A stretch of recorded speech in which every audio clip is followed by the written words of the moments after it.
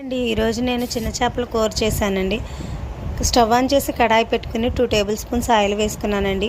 2 onions cut చేసి వేసుకున్నాను. కొంచెం కరివేపాకు, 5-6 పచ్చిమిర్చి చీలికలు వేసుకుని బ్రౌన్ కలర్ వచ్చే వరకు ఫ్రై చేసుకుని స్టవ్ ఆఫ్ చేసేసుకున్నానండి.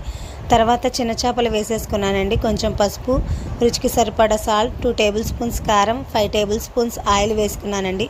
నిమ్మకాయ సైజ్ అంతా చింతపండును తీసుకుని దానిలో గుజ్జు తీసుకుని 1/2 గ్లాస్ వేసేసుకున్నానండి. తర్వాత ఈ చిన్న చేపలను కొంచెం కలుపుకొని స్టవ్ ఆన్ చేసేసుకుని పెట్టుకున్నానండి. ఈ చిన్న చేపలు ఉడుకుతూ ఉన్నప్పుడు నేను ఒక మిక్సీ జార్ తీసుకుని 5-6 వెల్లుల్లి రెబ్బలు, ఇంచు అల్లం ముక్క, 1 టేబుల్ స్పూన్ జీలకర్ర వేసేసుకుని మిక్సీ పట్టేసుకున్నానండి. ఈ టైంలో నేను ఆ మిశ్రమాన్ని వేసేసుకున్నానండి.